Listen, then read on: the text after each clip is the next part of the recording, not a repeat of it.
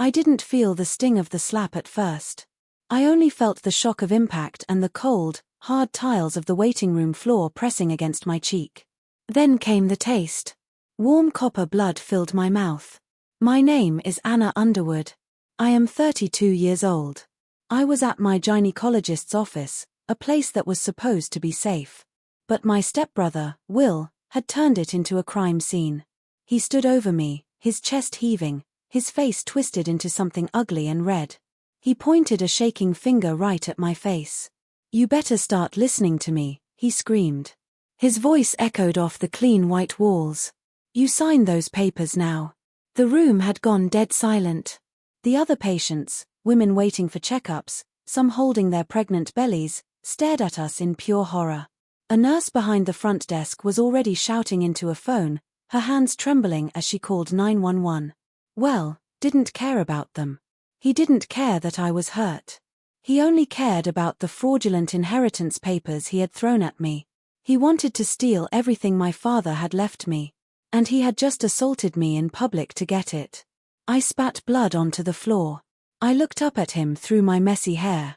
He thought he had broken me. He thought I would sign because I was scared. But as I lay there humiliated and bleeding, I realized something. I wasn't going to sign. He had made a mistake.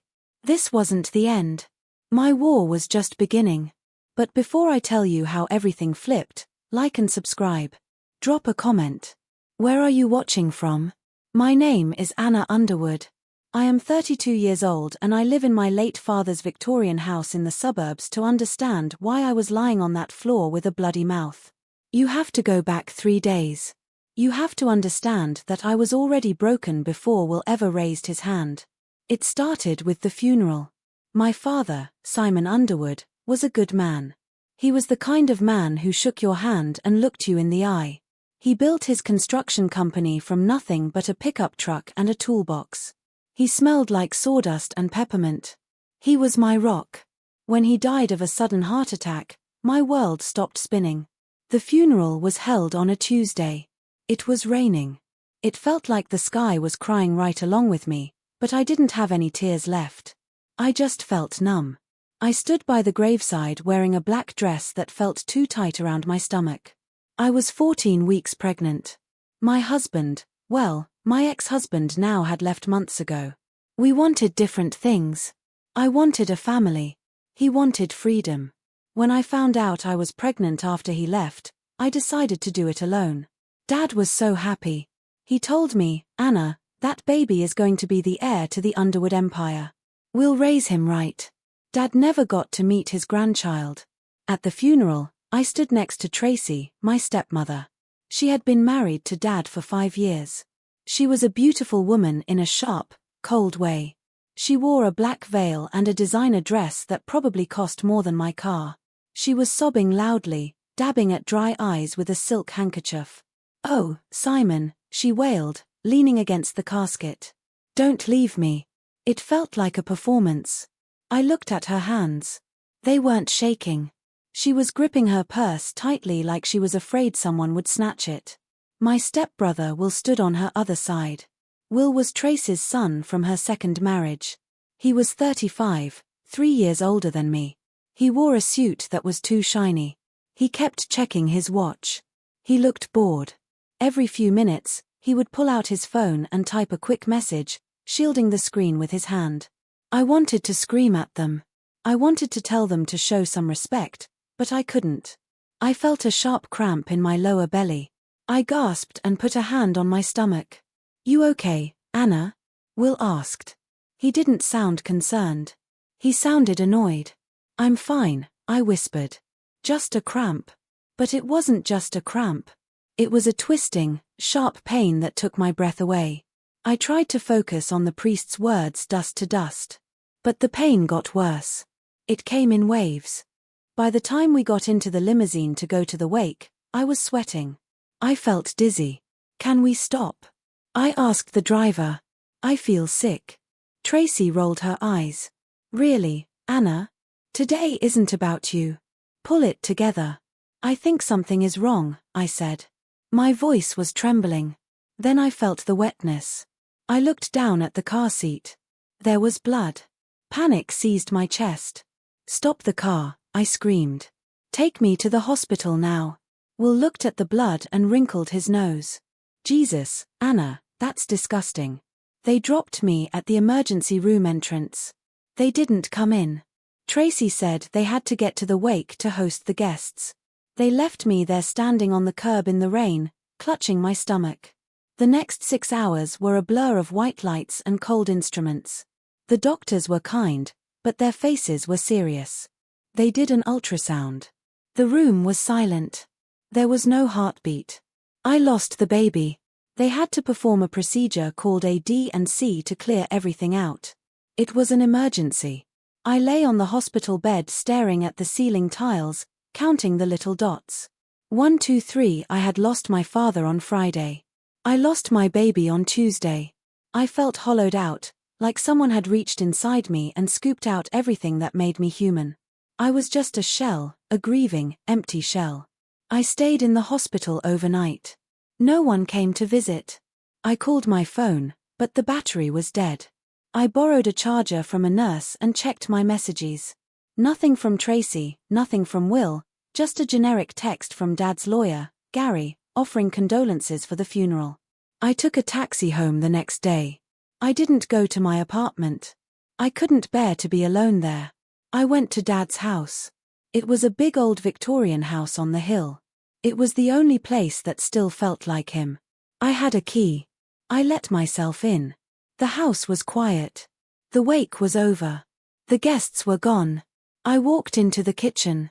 There were leftover platters of sandwiches on the counter, beginning to curl at the edges. Empty wine bottles were lined up near the trash. Tracy and Will were nowhere to be seen. I walked slowly up the stairs to my old bedroom. I was sore. The stitches from the procedure pulled every time I moved. My heart felt heavy, like a stone in my chest. I lay down on my old twin bed. It still smelled like lavender detergent, just like when I was a kid. I pulled the quilt up to my chin and closed my eyes. I just wanted to sleep. I wanted to sleep for a year. I drifted off into a restless sleep, dreaming of Dad's laugh and a baby's cry. I woke up to the sound of a diesel engine. It was loud, rumbling right outside my window. I blinked, confused. The clock on the bedside table said 10 a.m. I had slept for 14 hours. I sat up, wincing at the pain in my abdomen. I walked to the window and looked out. There was a massive moving truck parked in the driveway. 2 men in blue jumpsuits were carrying my father's favorite leather armchair out of the front door. "Hey," I shouted, banging on the glass. "Stop. What are you doing?" I grabbed my robe and ran downstairs. I almost tripped twice. My legs felt weak. I burst out the front door, barefoot on the cold porch. "Stop." I yelled at the movers.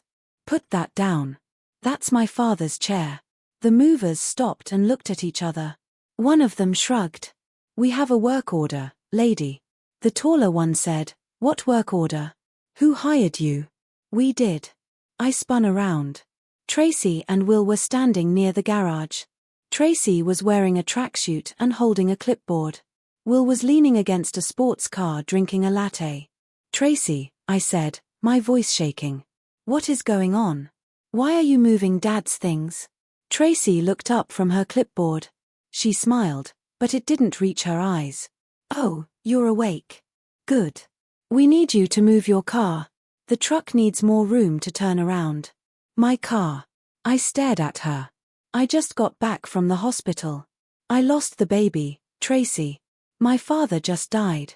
"What are you doing?" "We're clearing out the house," Will said. He took a sip of his coffee. "It's sold." "Sold?" I felt like I had been punched. "What do you mean sold? Dad's only been dead for 5 days. You can't sell the house. It's our home." "It was Simon's house." Tracy corrected me. She walked over her heels, clicking on the pavement. She pulled a folded document out of her purse. "And now it's mine to do with as I please." She handed me the paper. I took it. My hands were trembling so bad the paper rattled. It was a will. Last will and testament of Simon Underwood. I scanned the pages, my eyes blurred. I saw legal jargon, dates, and signatures. Then I saw the paragraph that mattered. I, Simon Underwood, being of sound mind, hereby leave my entire estate, including all real estate, bank accounts, and the Underwood Construction Company, to my beloved wife, Tracy Underwood. To my daughter, Anna, I leave nothing, as she has chosen her own path. This is a lie, I whispered. I looked up at them. This is a lie. Dad would never write this, he told me. He told me just last week that the company was going to be mine. He showed me the papers last year. Tracy laughed. It was a harsh, dry sound. People changed their minds, Anna. Simon realized that you weren't cut out for business. You're too emotional. Look at you now. A mess. I just had surgery. I screamed. Tears hot and angry pricked my eyes. This isn't real. That signature. It looks shaky. He was sick. Anna, Will said, stepping forward. He loomed over me. He was tall, broad-shouldered from hours at the gym, not from hard work like Dad. His hand wasn't steady at the end. He had a heart attack. I said he wasn't sick. He was fine on Friday morning. I had breakfast with him. Stress. Tracy said dismissively. He was under a lot of stress. Mostly because of you and your personal drama. She waved her hand at the movers. Keep going, boys. Everything goes. No. I lunged for the armchair the movers were holding. You can't take this. Will stepped in front of me. He grabbed my arm. His grip was tight. Too tight. Don't make a scene, Anna. He hissed. You're embarrassing yourself. Let go of me, I said. I tried to pull away, but I was weak. The pain in my stomach flared up again. I doubled over. You need to leave, Will said. He shoved me backward. I stumbled and caught myself on the porch railing. I'm not leaving, I said, gasping for air. This is my house. I have a room here. Not anymore, Tracy said. She checked a box on her clipboard. We're changing the locks today. You can take whatever personal trash you have in your car, but the furniture stays. It's part of the estate auction. Auction? I stared at her. You're selling everything. His tools, his books, Mom's jewelry. It's all assets, Tracy said. Cash is liquid. Old junk is not. My mother's jewelry, I said, my voice dropping to a whisper. Dad kept it for me in the safe. The pearl necklace, the sapphire ring, Tracy smirked. I didn't see any specific mention of jewelry in the will, Anna. Everything belongs to me, and frankly that old stuff was out of style decades ago. She turned back to the movers. Be careful with the grandfather clock. That's worth $3,000. I stood there shivering in the cold morning air. I was bleeding. I was grieving and I was being erased. I'm going to fight this, I said. I tried to make my voice sound strong, but it came out thin and weak. I'm going to get a lawyer. I know Dad didn't write this. Will laughed. He walked up to me close enough that I could smell his expensive cologne. With what money live? You have your teacher's salary. You think you can go up against the estate lawyers? We have the paperwork. We have the money. You have nothing. He poked me in the chest. Go home, Anna. Go back to your little apartment and cry about your dead baby. Leave the business to the adults. The cruelty of it took my breath away. He used my grief as a weapon. I looked at him. Really looked at him. I saw the greed in his eyes. I saw the arrogance, and for the first time I saw something else. Fear. He was pushing too hard. He was too aggressive. If the will was real, why was he so angry? Why were they moving so fast? Dad wasn't even cold in the ground yet. I'm not signing anything, I said quietly. And I'm not leaving until I get my mother's pearls. Get off the property, Will said, his face darkened. Or I'll call the cops and have you arrested for trespassing. Trespassing? It's my father's house. It's Tracy's house. Will spat now. Get lost. I didn't leave. I sat down on the porch steps. I wrapped my robe around me. I'm staying right here. They ignored me for an hour. I watched them strip the house. I watched my childhood disappear into the back of a truck. The lamp I read by the dining table where we ate Thanksgiving dinner. Then Will came out of the house. He was holding a stack of papers. "Since you're still here," he said, throwing the papers into my lap. "You can make yourself useful. Sign these." I looked down. Waiver of contest. Agreement to vacate. "If you sign this," Will said, "Mother says she'll give you $5,000 out of the goodness of her heart to help with your medical bills." $5,000? My father's company was worth millions. "No," I said. "Sign it," Will said. "No, Anna, don't be stupid. I'm not signing." That was the moment the dynamic changed. That was when the verbal abuse turned into something else. Will grabbed my arm again, pulling me up from the step. "Listen to me, you little brat. You're going to sign this. We are trying to be nice." "Nice?" I shouted. "You're stealing everything." I yanked my arm back. I lost my balance and fell onto the gravel driveway. My knees scraped against the rocks. The pain in my stomach was a sharp hot knife. Will stood over me. For a second, I thought he was going to kick me. "Well, see how stubborn you are," he said. "You have a follow-up appointment with your doctor tomorrow, right, Dr. Evans?" I looked up startled. "How do you know that?" "I know everything, Anna.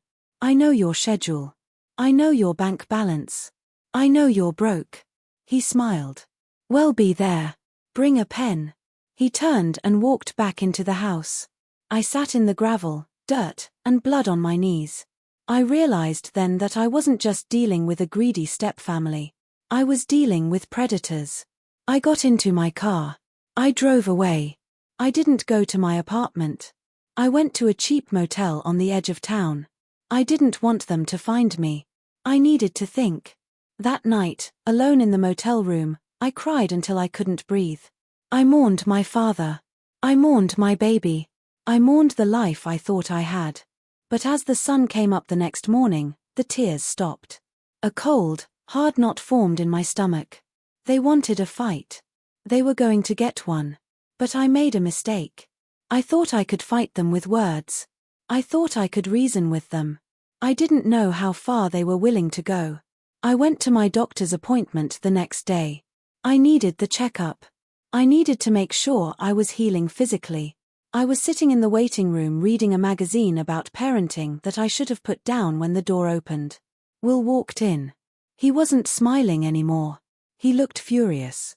He marched straight toward me, and that brings us to the floor, to the blood in my mouth, to the moment everything changed. The slap echoed. It was a sharp cracking sound like a dry branch snapping. For a second, the entire world narrowed down to the stinging burn on my left cheek. My head whipped to the side. I lost my balance on the slick waiting room chair and slid off, hitting the floor hard. My hips slammed against the tiles. I tasted the copper tang of blood. He had cut the inside of my lip against my teeth. I looked up. What was towering over me? His face was red, veins bulging in his neck. He looked like a stranger. This wasn't the annoying stepbrother I had ignored at family holidays. This was a violent man. "You better start listening to me," he screamed. I stared at him, stunned. He had actually hit me in public in a doctor's office. "You think you can hide?" he shouted, pointing a finger at my face. "You think you can dodge us? Sign the damn papers, Anna." The shock began to fade, replaced by a low, trembling rage. I wiped my mouth with the back of my hand. It came away red. "Call the police," I yelled, my voice sounded raw. "Someone call the police."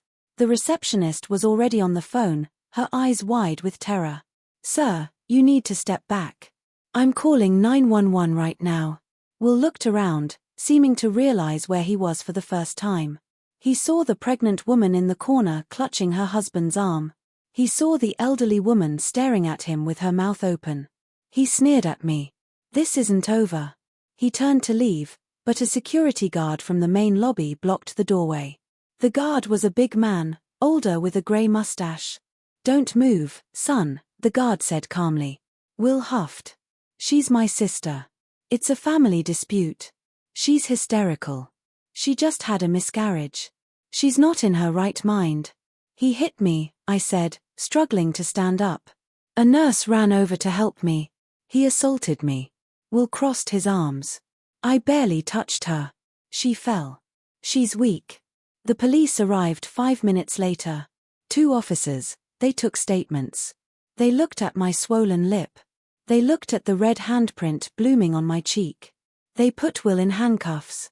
Watching him get marched out of the office, his hands behind his back, gave me a surge of satisfaction, but it was short-lived. I gave my statement. I told them about the will, the harassment, the threat. The officer, a young man named Deputy Miller, nodded sympathetically. We'll charge him with simple assault. Miller said he'll be processed downtown. He's dangerous, I said. He needs to be kept in jail. It's a misdemeanor, Unless he has prior, he'll likely make bail quickly. I went back to the motel to clean up. My face was throbbing. I looked in the mirror. My lip was split. My cheek was purple and blue. I looked like a victim. I hated it. I decided I couldn't stay at the motel. It wasn't safe. I needed to go home, not to Dad's house that was gone, but to my apartment. I needed my own things. I needed to regroup. I drove to my apartment complex. It was a nice place, a second-floor unit with a balcony. I had lived there for 3 years. I walked up the stairs digging for my keys.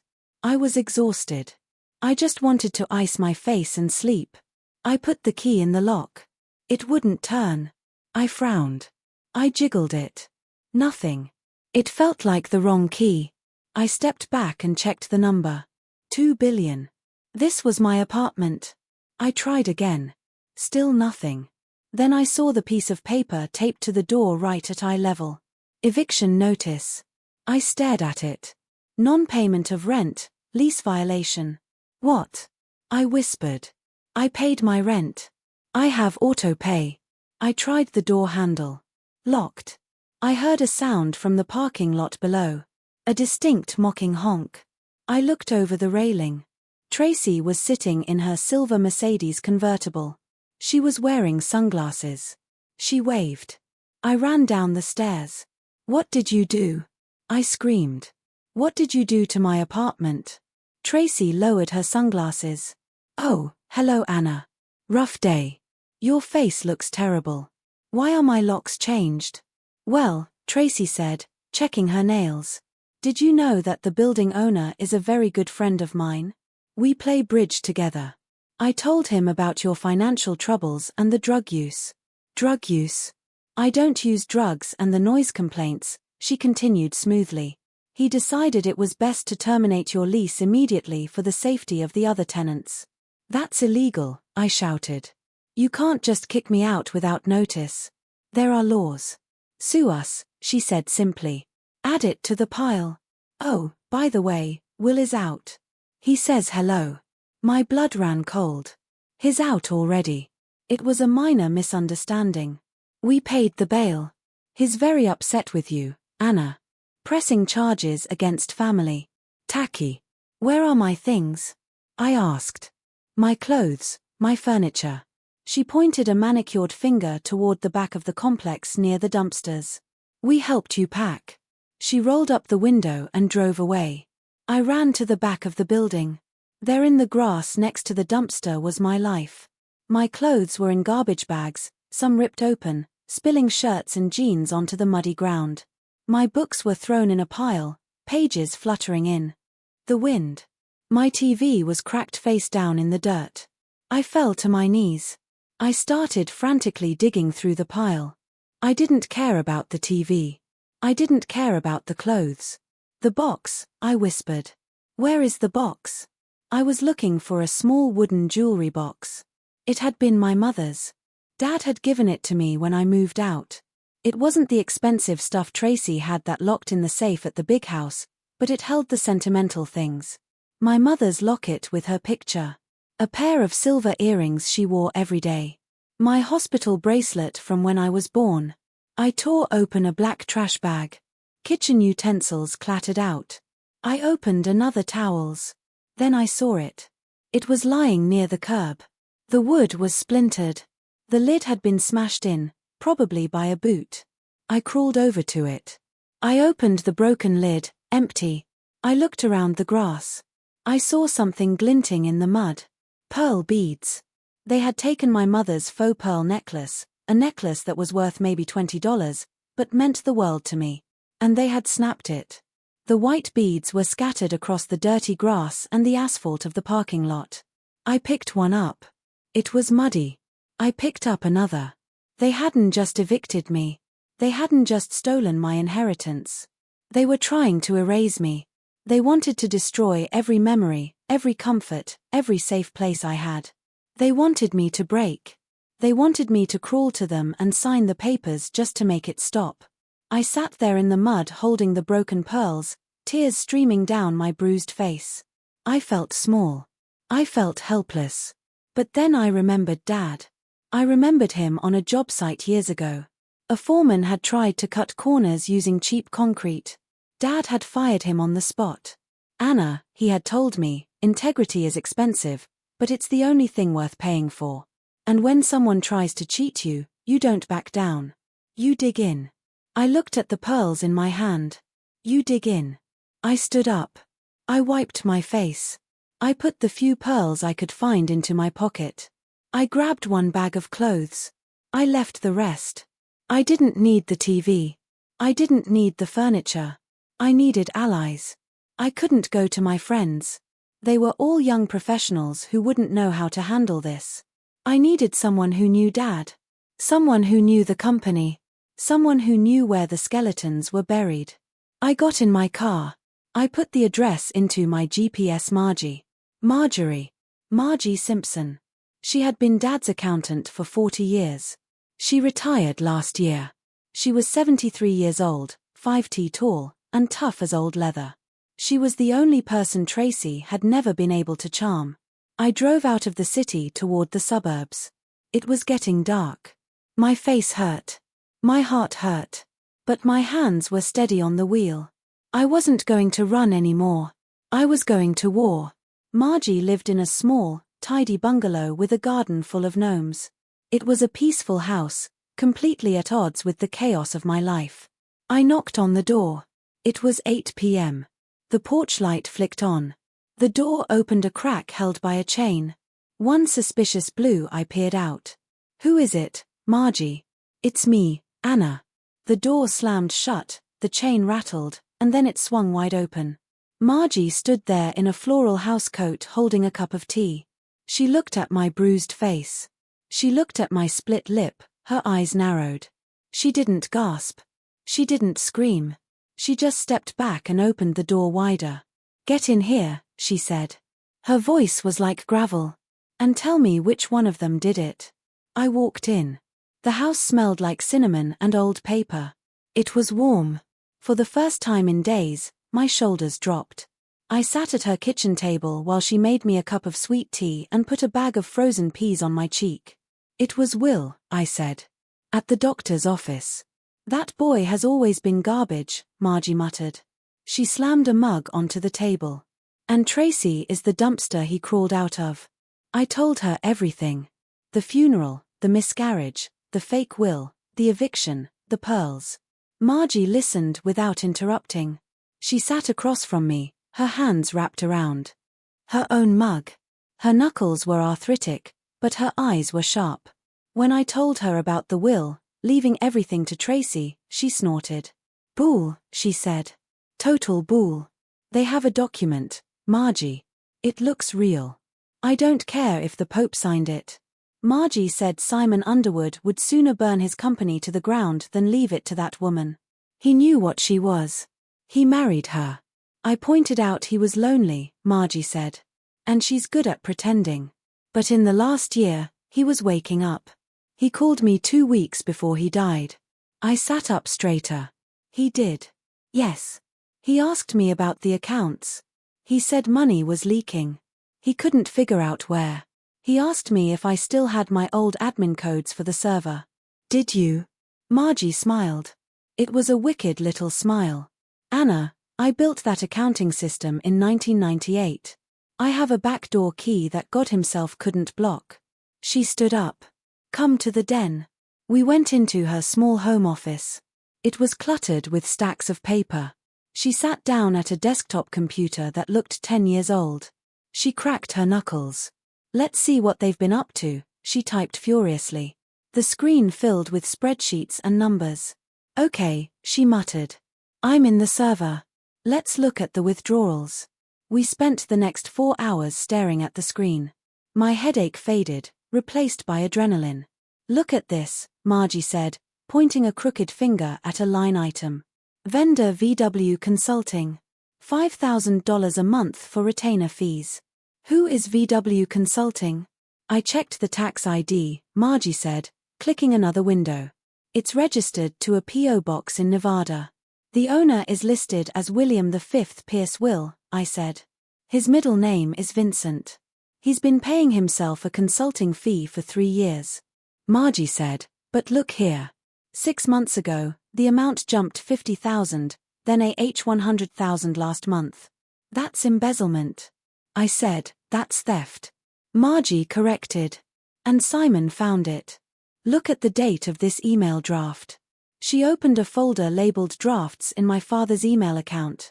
To Gary Garrison, attorney, subject urgent changes, date 2 days before he died. Gary, I need to see you Monday. I found something rotting in the books. I'm writing a new will. I'm cutting them off. I think I'm in danger. I read the words and a chill went down my spine. I think I'm in danger. He knew, I whispered. He knew they were stealing and he was going to cut them out. And then he had a sudden heart attack 2 days later, Margie said. Her face was grim. You think they killed him? The words felt heavy in my mouth. Murder. It was one thing to be greedy. It was another to be a killer. I think Margie said that 3 husbands of Tracy's have died of heart failure. Simon was number 4. I felt sick. We need to go to the police. With what? Margie asked. An email draft, a spreadsheet. They'll say it's circumstantial. They'll say you're a disgruntled daughter. We need proof. Hard proof.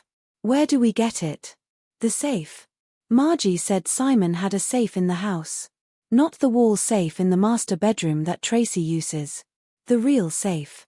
I didn't know he had a real safe. He installed it 5 years ago behind the water heater in the basement. He told me the combination in case anything happened. He said, Margie, if I die sudden, you check the box. We have to get back into the house, I said. But they changed the locks. Margie said. I thought about the old Victorian house. I thought about the summers the first spent there as a teenager sneaking out to meet friends. I know a way in. I said, there's a coal chute window in the basement. The latch has been broken since 2005. Dad never fixed it because he thought it was too small for anyone to squeeze through. Margie looked at me. You're not a teenager anymore, Anna. And you just had surgery. I'll fit. I said, I have to. We made a plan. We would go the next night. Margie would drive the getaway car. I would break in. It was crazy. It was dangerous. But looking at the numbers on that screen, seeing how they had robbed my father blind while he was still alive, I felt a cold resolve. I wasn't just fighting for money anymore. I was fighting for justice. I stayed with Margie that night. I slept on her pull-out couch. I felt safer than I had in days, but I still slept with one eye open. Around 3 a.m., I woke up. There was a noise, a scratching sound, like metal on glass. I sat up, my heart hammering against my ribs. The house was dark. Scratch, scratch. It was coming from the living room window. I crept off the couch, my bare feet silent on the carpet. I moved toward the window, staying low. I peeked through the blinds. A shadow was moving on the front porch, a tall dark figure. They were holding something. A can hiss, the sound of spray paint. Then the figure stopped. They turned and looked right at the window. They couldn't see me in the dark, but I felt their gaze. I froze. The figure turned and ran, disappearing into the night. A car engine roared to life down the street and screeched away. I turned on the porch light and opened the front door. Margie came stumbling out of her bedroom in her nightgown holding a heavy brass candlestick. What? Who is it? Look. I pointed at the front of her house. Across the white siding in bright red spray paint were the words, "Stop digging or next time we come in." Margie stared at the words. She didn't shake. She didn't cry. Her jaw tightened. "Well," she said. "That settles it." "Settles what?" I asked, my voice trembling. "Margie, they know I'm here. They know we're looking. This is dangerous. I can't put you in danger." Margie looked at me. She raised the candlestick. "Anna, I'm 73 years old. I've survived cancer, a divorce, and 40 tax seasons. Some punk with a spray can doesn't scare me. It makes me mad." She poked me in the shoulder. "They're scared. That's what this means. If they were safe, they'd ignore us. They're panicking. They threatened to come in next time," I said. "Let them try." Margie said, "I have a shotgun under my bed, and I know how to use it." We didn't sleep the rest of the night. We sat in the kitchen drinking coffee, watching the sun come up over the red letters on the wall. At 8 a.m., the doorbell rang. I jumped. Margie grabbed the candlestick again. She looked through the peephole. "It's him." "We'll open it," she said. She opened the door while stood there. He was wearing a fresh suit, looking clean and polished. He held a bouquet of flowers. He looked at the spray paint on the wall in feigned surprise. "Oh my God, Margie. What happened here?" "Vandalism." "Cut the crap, Will," Margie said. She didn't step back. She blocked the doorway. "I came to see Anna," Will said, trying to look over her head. "I heard she was staying here. I wanted to apologize for the misunderstanding at the doctor's office. Mother and I are worried about her mental state." "She's fine," Margie said. "She's better than fine." "I'd like to speak to her," Will said, taking a step forward. "No," I said. I stepped out from behind Margie. Will's eyes landed on me. He smiled. It was a shark's smile. "Anna, look at you. You look tired. Come home. We can work this out. We can discuss the settlement." He emphasized the word settlement while his eyes flicked to the spray paint. "I'm not coming with you," I said. "And I'm not signing." "Anna," Will said, his voice dropping to a low, menacing tone. "You're making this hard. You're dragging poor Margie into your mess. You don't want anything to happen to her, do you? Accidents happen. Old ladies fall downstairs. Houses catch fire." Margie laughed. It was a loud barking sound. "Listen here, you cheap suit," Margie said. She stepped onto the porch and poked Will hard in the chest with the candlestick. "You threaten me again, and I will audit your life so hard your ancestors will feel it. Now get off my property before I call the cops and show them your artwork." She pointed to the red paint. Will glared at her. His mask slipped. He looked like a petulant child. "You're making a mistake," he said. "Both of you." He threw the flowers on the ground and stomped back to his car. I watched him go. My hands were shaking, but not from fear anymore. From rage. "He's desperate," Margie said. "He came here to check if we were scared. He wanted to see if the threat worked." "Did it work?" I asked. "No," Margie said. "It just confirmed we're on the right track." She looked at me. "Tonight, we go to the house tonight. If he's this worried, there's something in that safe that will bury him." "Tonight," I agreed. The fear was still there, sitting in my stomach like a cold stone. I knew Will was capable of violence. I had felt it on my face. I knew Tracy was capable of cruelty. But I also knew that my father had suspected he was being poisoned. I knew he had tried to warn Gary. If I stopped now, they won. If I stopped now, Dad's death meant nothing. My baby's loss meant nothing. I went to the hardware store that afternoon. I bought a flashlight, a pry bar, and a pair of dark coveralls. My war was no longer silent. It was loud. It was red paint on a white house. And tonight, it was going to be a break-in. I was ready to take back what was mine. At 2 a.m., the world was pitch black. We parked Marge's sedan 2 streets over from my father's house. The neighborhood was silent. "You have 20 minutes, Margie whispered. She checked her watch. "If you're not back, I'm driving this car through the front door." "I'll be back," I said. I slipped out of the car. I was wearing black coveralls and gloves. My stomach throbbed where the stitches were healing, a dull, constant ache, but the adrenaline numbed the worst of it. I crept through the neighbor's hedge and dropped into the backyard. The house loomed above me, dark and empty. Tracy and Will were staying at a hotel downtown while they renovated. The house felt abandoned. It felt like a tomb. I went to the basement window well. It was covered in dead leaves. I cleared them away and found the old coal chute. It was small, rusted, and dirty. I prayed the latch was still broken. I pushed. It groaned, metal grinding on metal, and then swung inward. I took a breath and slid feet first into the hole. It was a tight squeeze. The rough concrete scraped my back. I hissed in pain as my stomach pressed against the ledge, but I pushed through. I dropped down onto a pile of cold dust in the basement bin. I was in. I clicked on my flashlight. The beam cut through the darkness, illuminating the dusty basement. It smelled of damp earth and my father's sawdust. I moved quickly. I went past the workbenches, past the stacked boxes of holiday decorations to the utility corner. There it was, the old water heater. Dad had told Margie behind the heater. Loose brick. I squeezed behind the tank. It was hot and cramped. I ran my gloved hands over the brick wall. One brick felt loose. I wiggled it. It slid out. Behind it was a small grey metal safe embedded in the foundation.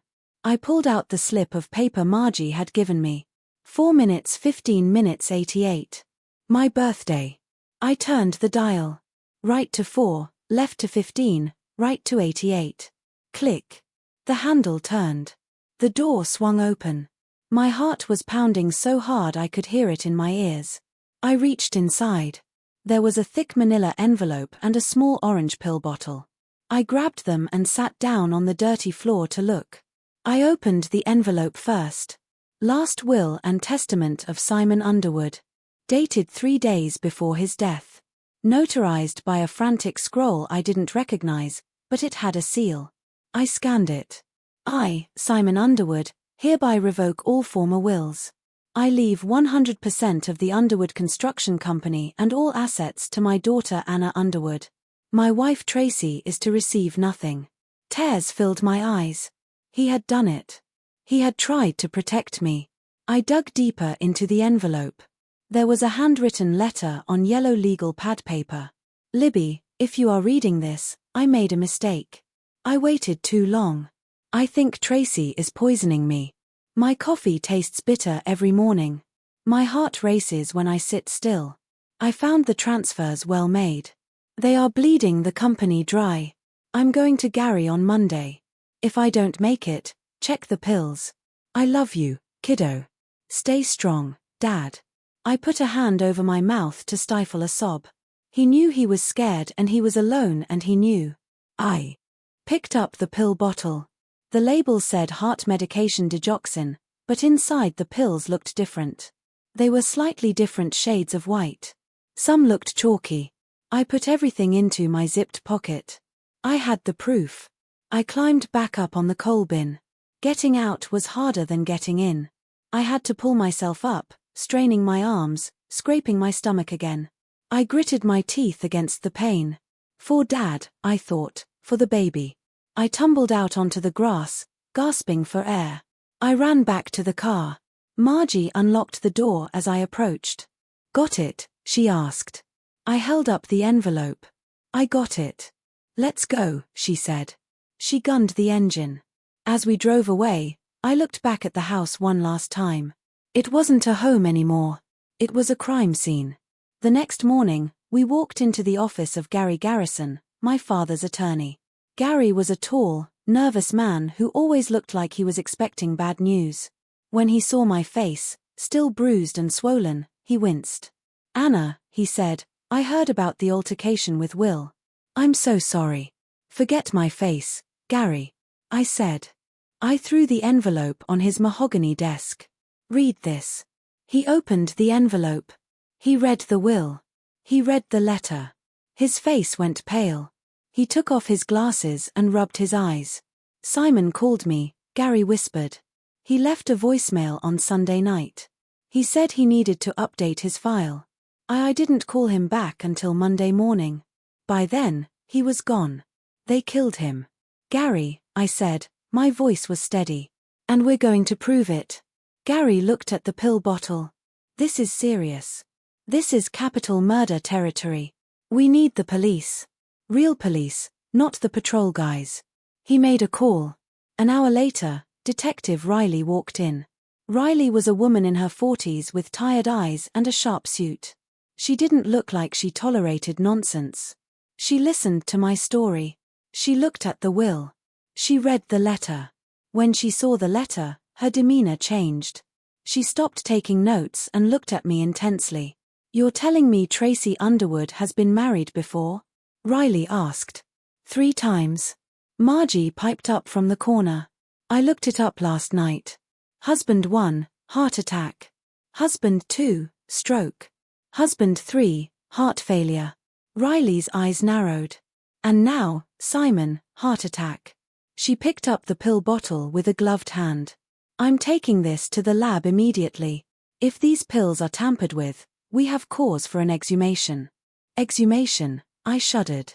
The thought of them digging up, Dad. To prove poison, Riley said gently. It's the only way to be sure. We waited 3 days for the lab results. Those 3 days were agony. I stayed at Margie's sleeping in shifts. We'll call my phone 10 times a day. I didn't answer. On Thursday, Riley called us back to the station. She put a report on the table. Digitalis, she said. Foxglove. It mimics a heart attack if you overdose. The pills in that bottle, they weren't his heart medication. They were crushed Digitalis pressed into similar shapes, a lethal dose. She poisoned him, I said. The room felt cold. She fed him poison every morning with his coffee. We also found something else. Riley said she pulled out a file. We got a warrant for Trace's phone records based on the letter. She's been tracking you, Anna. Tracking me? She installed a spyware app on your phone months ago. Probably when you visited for Sunday dinner. She knows your location. She reads your texts. That's how Will knew about your doctor's appointment. That's how they knew when you were at the funeral home. I felt violated. I reached into my pocket and turned off my phone. So arrest them, Margie said, slamming her hand on the table. Go get them, Riley shook her head. We need to tie them to the act. We know the pills killed him, but we need to prove they put them there. We need a confession or we need them to implicate themselves. She looked at me. Anna, are you willing to do something dangerous? What? I asked. We need you to wear a wire, Riley said. We need you to meet them. We need you to tell them you're ready to sign the papers.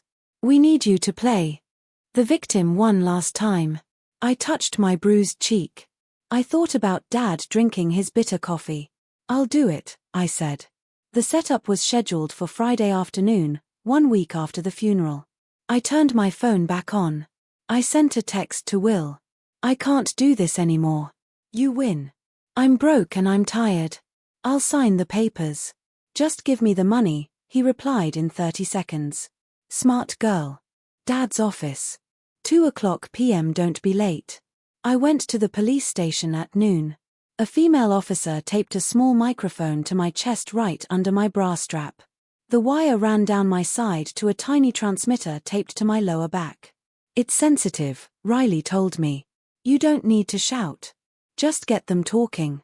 Get them to admit the will is fake. Get them to mention the pills if you can. What if they search me? I asked. If they touch you, Riley said. We come in. We'll be in the van outside. We'll have eyes on the building. You say the code phrase if you're in trouble. What's the code phrase? I wish Dad were here. I nodded. I wish Dad were here. I drove to the construction company headquarters. It was a modern glass building Dad was so proud of. I parked in my usual spot. I walked into the lobby. The receptionist, a sweet girl named Sarah, who had known me for years, looked at me with pity. I'm so sorry about your dad, Anna, she whispered. Thanks, Sarah, I said. Isel upstairs. They're in the main conference room. I took the elevator up. My hands were shaking. I put them in my pockets to hide it. I had to look broken. I had to look defeated. I walked down the hallway. The photos of Dad on the wall seemed to watch me. Integrity is expensive, he had said. Today I was paying the price. I pushed open the heavy glass doors of the conference room. Will was sitting at the head of the table, Dad's chair. He had his feet up on the mahogany surface. Tracy was standing by the window looking out at the city skyline. Well, Will said, smirking. Look who finally crawled out of her hole. I'm here, I said, keeping my voice low. I slumped my shoulders. Just give me the papers. Have a seat, sweetie, Tracy said. She didn't turn around. We have a lot to sign. I sat down. On the table was a stack of documents. Transfer of assets, waiver of rights, non-disclosure agreement. This says I can't talk about the company, I said, reading the NDA. Standard. Will said we don't want you bad-mouthing the new management. We're selling the company, Anna. Liquidating. We have a buyer in China. You're selling it? I asked, letting shock bleed into my voice. But Dad built this. The employees. The pension fund. The employees are being let go. Will said casually. The pension fund is well, let's just say it's part of the package. We're cashing out. By Monday, we'll be on a beach in Mallorca. You can't do that. I said it's stealing. It's business. Will said. He slid a pen across the table. Sign. What about the will? I asked. The one you showed me. It was fake, wasn't it? Dad didn't sign that. Will laughed. He looked at Tracy. She's still on that. Tracy turned around. Her face was cold. Does it matter, Anna? Simon is dead. The result is the same. He suspected you, I said softly. He told me he thought he was being poisoned. The room went dead silent. Will took his feet off the table. He leaned forward. What did you say? He wrote me a letter. I lied. He said the coffee tasted bitter. Tracy walked over to the table. She placed her hands on the wood and leaned in close to my face. You have a vivid imagination, Anna, just like your mother. And look where she ended up. Dead and forgotten. Did you kill him? I asked. Did you switch his pills? Tracy smiled. It was the most terrifying thing I had ever seen. Simon was a weak old man, she whispered. He had outlived his usefulness, and he was going to cut us off. We did what we had to do, just like we're doing with you. So you admit it, I said. I admit nothing, Tracy said, straightening up. But who would believe you? The grieving, hysterical daughter who just lost a baby. You're pathetic. Sign the papers, Anna. Will growled. Or maybe. You'll have another accident like at the doctor's office. Maybe this time you won't wake up. I looked at the pen. I looked at Will. I looked at Tracy. I had it. I had the threat. I had the admission of motive. I sat up straight. I stopped slumping. I looked Will directly in the eyes. I'm not signing, I said. My voice was clear and strong. What? Will stood up. I said, I'm not signing and I'm not alone. I reached into my pocket and pulled out the orange pill bottle. I set it on the table. I found the safe Will. I found the real Will and I found the digitalis. Will's face went white. Tracy gasped. You little bitch. Will roared. He lunged across the table. He grabbed my throat. His hands were huge and hot. He squeezed. I wish Dad were here, I screamed, choking. The glass doors exploded inward. Federal agents, drop it. Get on the ground. Men in body armor poured into the room. Rifles were raised. Will froze. His hands were still around my neck. Let her Geo now. Riley screamed, aiming her weapon at Will's head. Will let go. He stumbled back, holding his hands up. She attacked me. She's crazy. I fell back into the chair, coughing, gasping for air. Two agents tackled Will to the ground. He hit the floor hard. Get off me. Do you know who I am? Tracy tried to run. She bolted for the side door. Don't move, Riley shouted. Tracy stopped. She turned her face a mask of pure hatred. I want my lawyer. This is a setup. That girl planted evidence. Riley walked up to Tracy and slapped the handcuffs on her wrists. Tracy Underwood, you are under arrest for the murder of Simon Underwood. Conspiracy to commit murder and fraud. You have the right to remain silent. Murder? Tracy shrieked. You have no proof. We have the pills. Riley said calmly. We have the forged will. We have the wire recording of you admitting he was going to cut you off. And we have the exhumation order. Tracy went silent. The fight drained out of her. She slumped. I stood up. My neck hurt. My face hurt. But I felt lighter than air. I walked over to where Will was pinned to the carpet. He was breathing heavy. His face pressed against the floor. You're going to jail, Will, I said. For a long, long time. He looked up at me. His eyes were wet. Live, please. I didn't know about the poison. It was her. It was all her idea. I just wanted the money. You watched him die, I said. And you slapped me while I was bleeding. You're a coward. They dragged them out. I watched from the window as they were shoved into the back of police cruisers. The lights flashed red and blue against the grey city buildings. Employees were gathering in the hallway, whispering, looking scared. I opened the conference room door. It's okay, I told them. They're gone. The company is safe. Gary Garrison came running down the hall. He looked at me, then at the empty chairs. Did we get them? We got them, I said. I collapsed into a chair. The adrenaline crashed. I started to shake. I put my head in my hands and cried. Not from grief this time, from relief. Margie came in a few minutes later. She walked over and put a hand on my shoulder. You did good, kid. She said, your dad would be proud. I miss him, Margie, I sobbed. I miss him so much. I know, she said. But you saved his legacy. You saved everything. The trial took a year. It was a circus. The media loved the story. The Black Widow and the evil stepbrother. I testified. I sat on the stand and told the jury everything.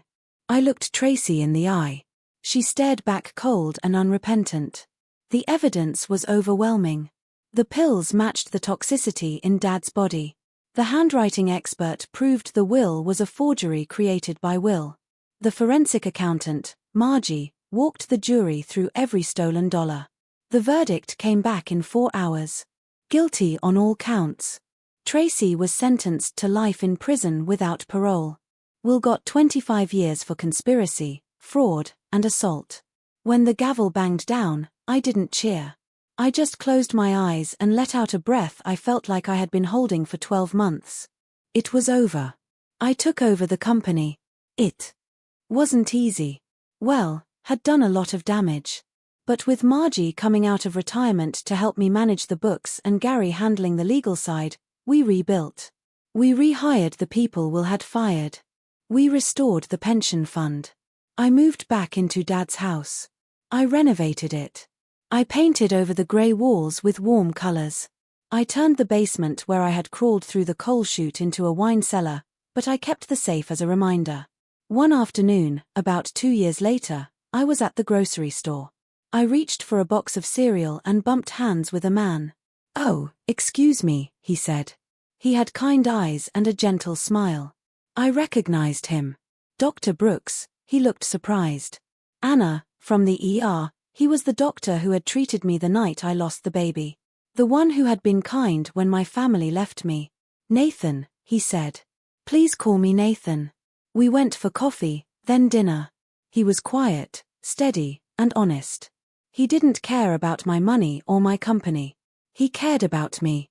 We got married in the garden of Dad's house. Margie was my maid of honor. She wore a bright pink dress and smoked a cigar at the reception. And then the miracle happened. I was 35. We had been trying for a while. When I saw the 2 pink lines on the stick, I burst into tears. I was terrified. But this time it was different. This time I had a partner. I had peace. 9 months later, I gave birth to a healthy baby boy. We named him Simon. A week after the birth, I drove to the cemetery. It was a crisp autumn day. The leaves were turning gold and red. I walked to Dad's grave. The headstone was simple granite. Simon Underwood, beloved father, builder. I stood there with my son in my arms. He was sleeping, wrapped in a blue blanket. "Hi, Dad," I whispered. The wind rustled the trees. It sounded like a sigh. "I brought someone to meet you," I said. I touched the baby's cheek. "This is Tommy." I looked at the grave. I thought about the war I had fought. I thought about the blood on the floor, the broken pearls, the fear. It had changed me. I wasn't the same girl who had stood there at the funeral, weak and victimized. I was stronger now. I was a survivor. "I did it, Dad," I said. "I saved the company. I put them away, and I'm happy." I laid a single white rose on the stone. "Rest now," I said. "I've got it from here." I turned and walked back to the car where Nathan was waiting for me. I didn't look back. I didn't need to. My war was over.